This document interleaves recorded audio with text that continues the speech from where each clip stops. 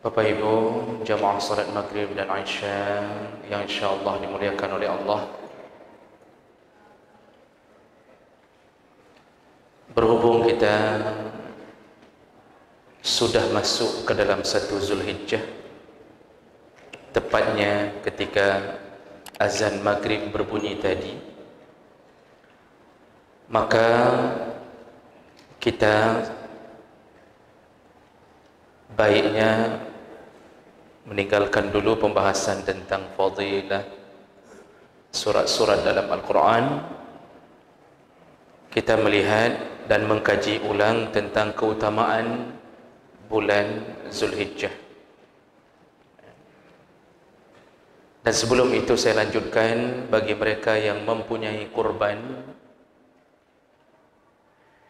atau berencana untuk berkurban, yakin bahawa dia akan berkurban, mulai maghrib tadi disunnahkan untuk tidak lagi mengganggu bulu-bulu dan kuku-kukunya.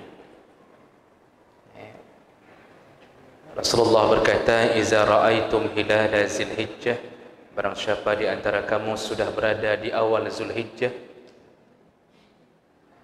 "wa arada ahadukum ayyudahi," dan siapa yang ingin berkurban atau sudah merencanakan kurban, "falyumsik an sya'rihi wa adfarihi," maka tahanlah, jangan mengganggu bulu dan kuku-kukunya.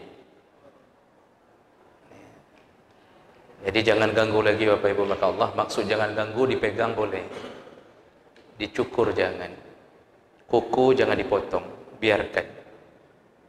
Tidak mengapa tampilan kita semak di Idul Adha. Yang penting di sisi Allah, iman kita tidak semak. Jadi bagi yang lupa, mungkin lupa bercukur tadi, maka terpaksa bertahan, dan itu bukan wajib, sunnah. Artinya kalau seandainya kita potong kuku dan cukur bulu pun tidak menyebabkan tidak sahnya kurban. Ini hanya untuk menyempurnakan pahala. Dalam kitab Majmu' Syarah Muhazzam, Imam Nawawi menjelaskan maksud daripada Nabi mengatakan itu agar kuku dan bulu-bulu ikut menjadi saksi di hari kiamat tentang ketaatan kita kepada Allah Subhanahu wa taala. Jadi tampilan orang berkurban itu biasanya hari raya itu memang sedikit tidak klimis, tidak jelas. Jadi ini tumbuh di mana-mana, kumis bertambah panjang, jenggot juga bertambah panjang, padahal cuma 15 lembar saja. Untung gigi masih di tempatnya. Jadi memang begitu sudah. Maka nanti setelah disembelih, barulah kita menyelesaikan urusan tersebut. Baik, itu sebagai informasi awal saja agar kita bisa sempurna pahala kita. Bulan Zulhijjah disebut dengan Zulhijjah. Zul itu artinya memiliki, atau memilik atau pemilik. Al-Hijjah itu sebenarnya yang dimaksudkannya adalah haji. Jadi disebut bulan Zulhijjah yaitu bulan yang di dalamnya ada haji.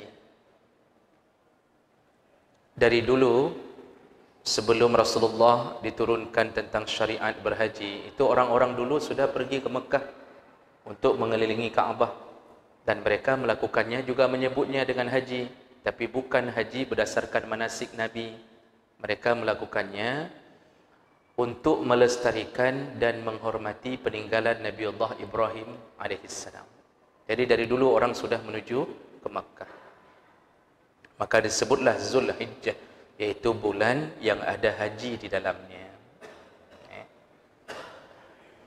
Kemudian kita akan menemukan beberapa istilah di dalam bulan Zulhijjah ini.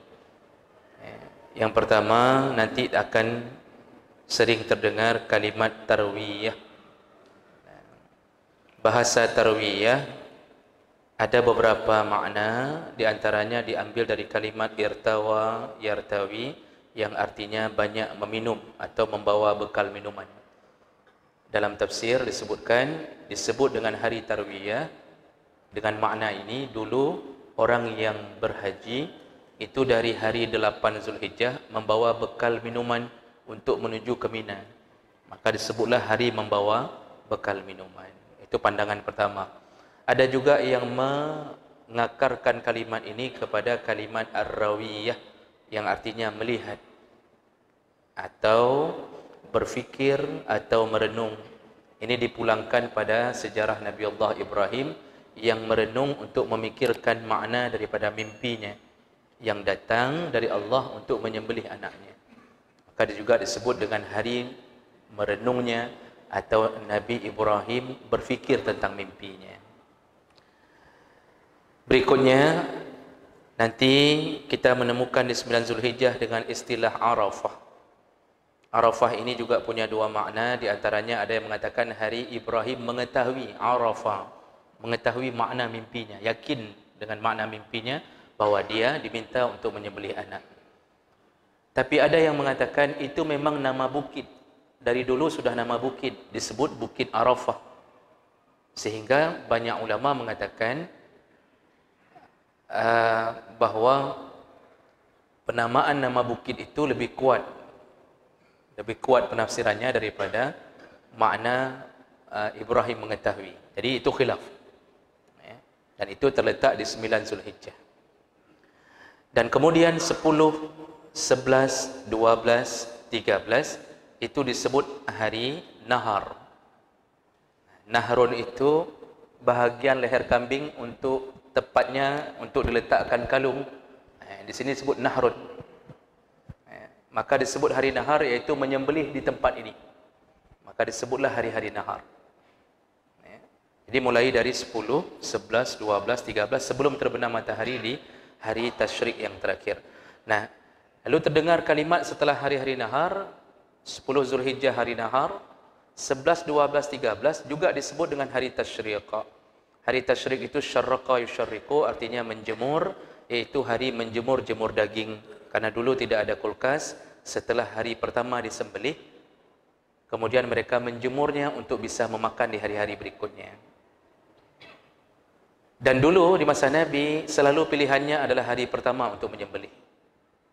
Dan ini berdasarkan hadis Nabi, sahabat berkata, awwalu ma nabda'u fi yaumina hadza, kami kalau sudah masuk 10 Zulhijjah, maka hari itu kami mulai dengan kami salat, lalu mendengarkan khutbah, lalu kemudian narja', kami langsung pulang, wa nanhar, dan kami langsung mulai menyembelih. Makanya Rasulullah menyuruh bertahan sebentar untuk tidak makan mulai dari masuknya waktu subuh sampai pulang salat, dengan tujuan makanan yang pertama masuk adalah hasil daripada kurbannya sendiri atau binatang sembelihannya sendiri. Maka sunnah mengikuti gaya Nabi untuk tidak makan mulai dari subuh di hari 10 Zulhijjah atau Idul Adha. Tapi tentunya tujuan ini dengan tujuan agar bisa makan sembelihan sendiri.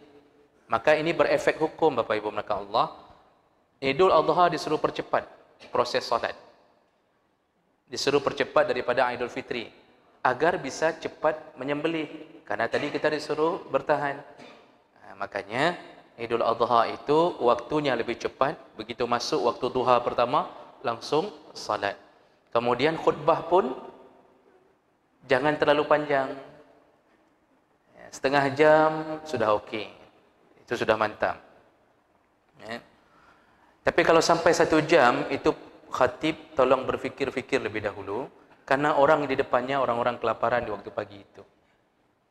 Itu mereka tidak dengar lagi isi khutbah. Khatib-khatib sudah nampak seperti lontong. Ya, kalau sudah 1 jam khutbah, itu hanya dehli khatib. Yang deh cuma lontong, itu sudah nampak. Makanya dipercepat agar bisa pulang cepat sembelih. Tapi itu sunnahnya sembelih. Kalau ditanya mana paling afdal, hari untuk menyembelih adalah hari pertama. Hari berikutnya dibolehkan, tapi Nabi selalu melakukannya di hari pertama. Jadi jemaah maka Allah, itu istilah-istilah yang akan kita temukan dalam bulan Zulhijjah ini.